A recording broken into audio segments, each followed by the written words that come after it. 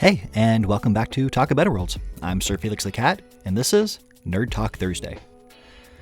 So today I kind of just wanted to spitball an idea, my thought process of why I feel that tabletop gaming, like Dungeons & Dragons, and card games such as Magic the Gathering, should be more popular. Why more people should experience it. Why we should share that experience with a younger generation to keep it going. And there's a couple real reasons before I get into the games I do feel you should play, which I just mentioned them. But the reason why I feel we should play this more and share it with others is, one, they kind of teach you a little bit of creativity, which we do have creativity in the world, but it's not quite the level that it could be. This is more akin to art, like drawing pictures, making music. You have to really think outside the box sometimes. You can't just go through and literally just know 4 chords and write 10 million songs. I mean, people say they did back in the day, but it was truly more than just 4 chords. People still say that about Blink-182 sometimes, and it's like, not really. But I get it. Everybody has their own opinion on that. But the creativity is a very big part of it. You have to think outside the box to, maybe in Dungeons & Dragons, you're trying to take out a boss, but you're not sure what to do because your mage isn't really that powerful, and you need to be able to carry your own weight to get your team through this. So you think outside the box. Maybe there's something on the ceiling you can blast a firebolt at that's going to knock something down and actually do a ton of damage to this boss. You have to really imagine it. You have to use, your imagination. Really think about what you're going to be doing. Also, both of these, they do involve math, like quite heavily. In Dungeons & Dragons, you're constantly rolling dice. In Magic the Gathering, Yu-Gi-Oh!, Pokemon, all that, you're dealing with numbers. And you have to know how much damage you're going to be able to do, how much damage you can take, and so on.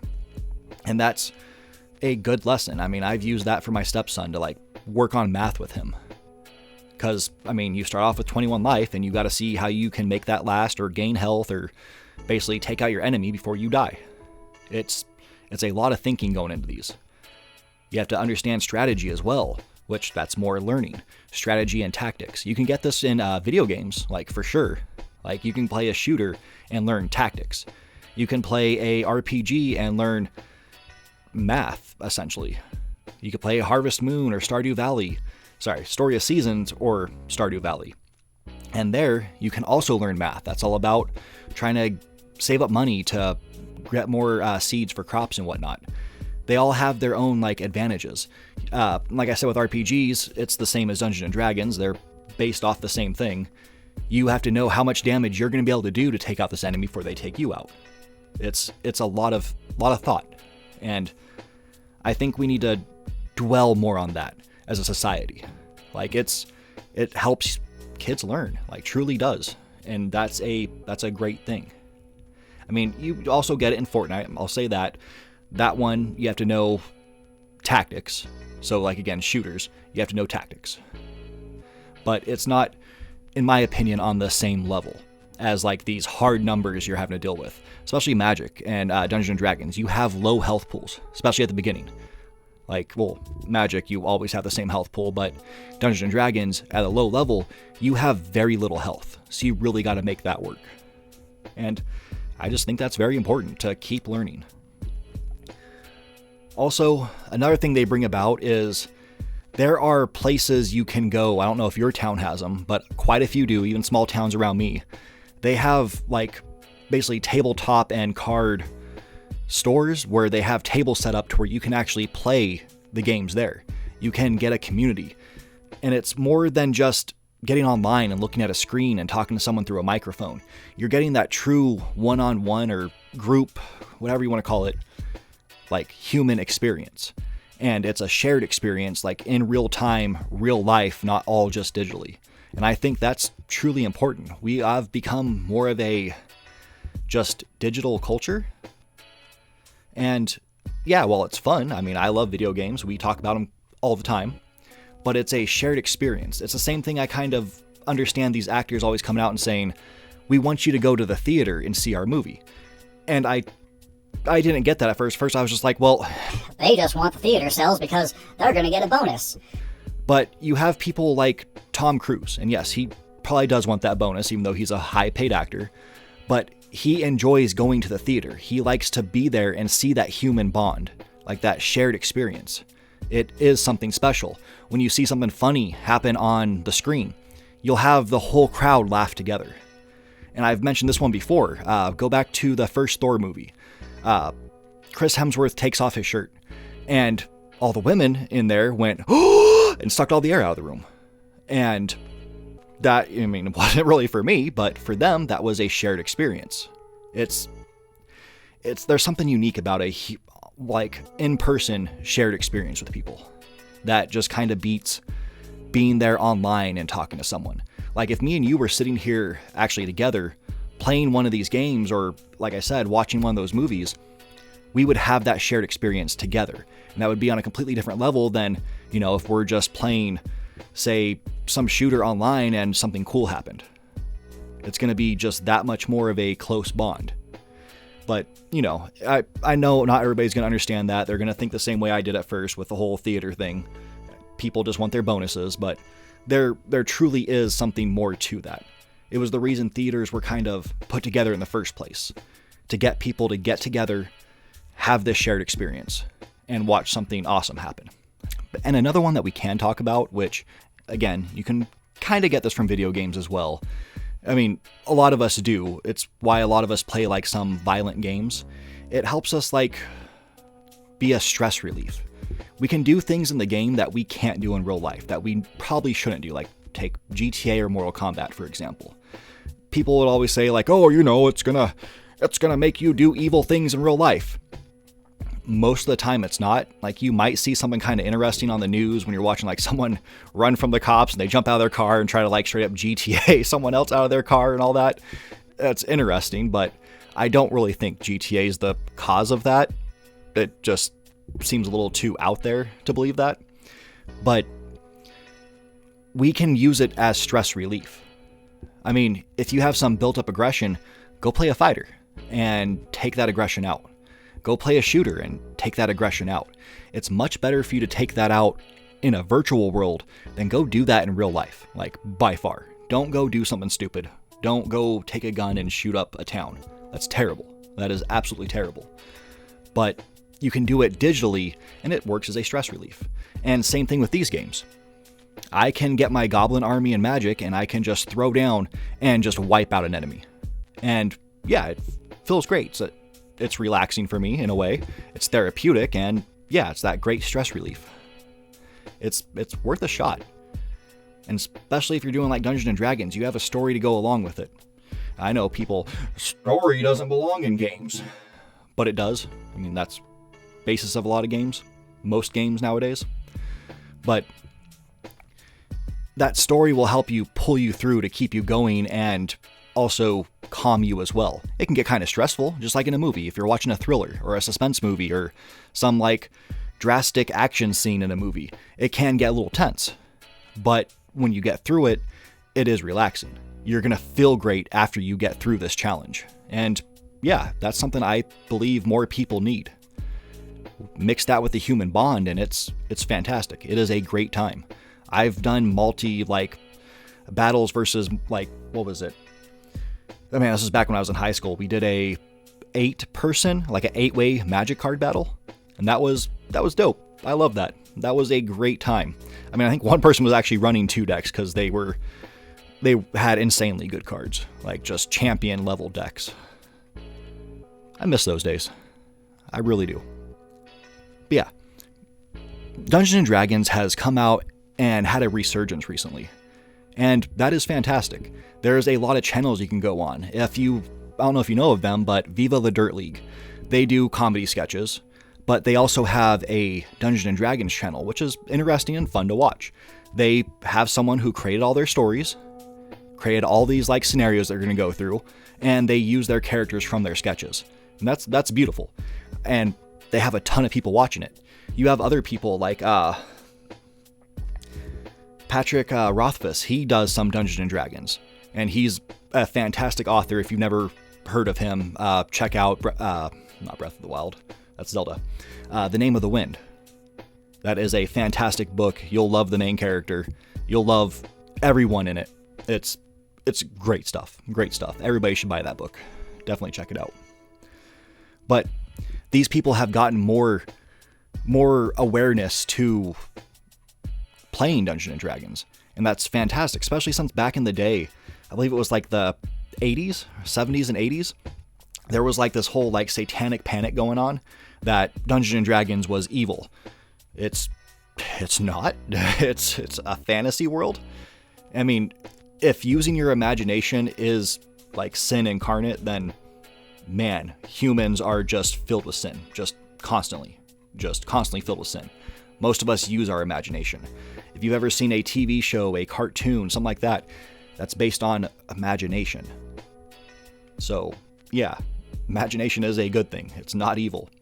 And it really, especially if you're like the dungeon master, you can create these like wonderful scenarios, this like deep, rich story, and watch your friends play through it. Try to figure out how they're going to get past whatever you set up. And you can be evil if you want. Just be completely terrible and throw challenge after challenge after them. I mean, being fair, else you're just a trash dungeon master. But it's a really great time. I can't stress that enough. Like, just building a character is fun. I've done that many times. I have an app on my phone that just gives me scenarios, and I can play through a one-person campaign. And I do that every once in a while, and it's fun. It is a nice break from reality. Same with Magic the Gathering. There's a whole world out there of what goes on in Magic the Gathering. You have all your different factions, different races. It is super deep, super rich, and everything kind of intertwines just beautifully. It got even better when they started adding like the planeswalkers and making that a thing. It blew up. It is great. I want them to make a TV show if they ever could, but I want it to be done well, so I hope they kind of hold off a little bit, but I would love to see that. I would love to see more of this world. And playing the games, I like to think of it as I'm a mage. I am actually a mage. I'm doing the summoning, which is what you kind of are playing the game. You're a mage. You have your life pool, and you have to get your mana, tap your mana to summon your creatures, and all that. It's fun. It is fun. Each card has like a little quote or something on it, which is like brings more life to it. The art on the cards are just absolutely beautiful. You can see some on the screen, and it's fun. It is fun collecting these cards. Plus, it's not the most expensive to get into. It might be for your first one. Like, you can pay like $50 for a brand new, just fresh off the shelf deck. But you can also just go to these card shops, and most of them have like these just rows of cards for like anywhere from 10 to 25 cents.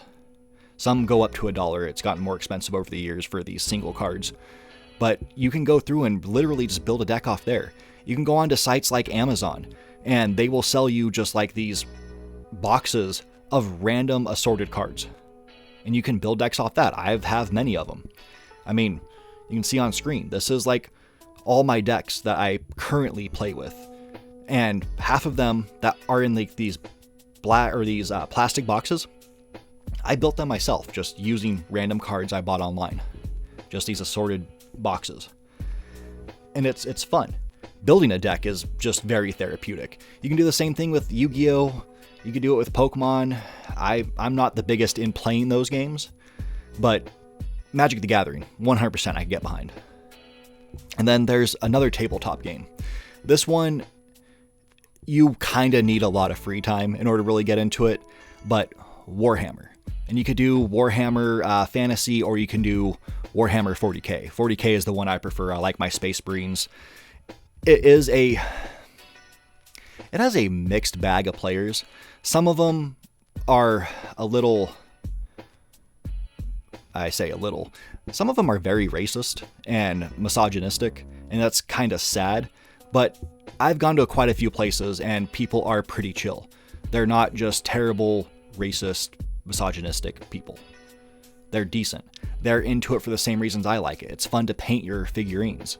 It's fun to assemble your army.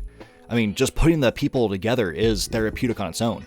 I've never fully played a match because my whole thing is I just like to put them together and paint them. I mean, I had more. Now I currently only have a few because some of them broke between moves. But I highly enjoy doing this. Now, this is the most expensive one to get into. Games Workshop, unfortunately, charges quite a bit to get into this, and prices just keep going up as inflation goes up across the world. So you might not want to get into this. You don't have to get the Games Workshop paints. Some people might be like very picky about it and, oh, well, I won't play you because you're not using the official paints. I just go to like Joann's Fabrics, or, well, they're closing sadly, so can't really go there, but you can always go to like Michael's or Hobby Lobby, and you can pick up some cheaper paints there and make them really however you like. You can go buy the book, like you're going to want to buy a book, which you can see here, and it'll go through and these tell you basically what your characters can equip, who they are, and story about whatever faction you chose. Now, there's always these lost factions involved here, and that's when you can kind of go wild with it. Just headcanon, this is one of the lost factions, and that's why they're all pink and neon green. Really, just do whatever you want. I mean, really, just Google crazy painted for Warhammer figurines, and you'll see some really dope things that people did. You can model the base. I don't. I just stick with the basic black plastic base. But you can put like sand on there, gravel. You can make it like put us ahead of another unit that you can buy pretty cheap, bulk, just random assorted parts as well. But you can like take someone else's helmet and have like your person kind of stepping on it. You can do a lot with it, and that's where the therapeuticness of art comes through. It's great. It is a great time. And this is something like I said, we should be passing this on to future generations. Kind of break kids away from screen time.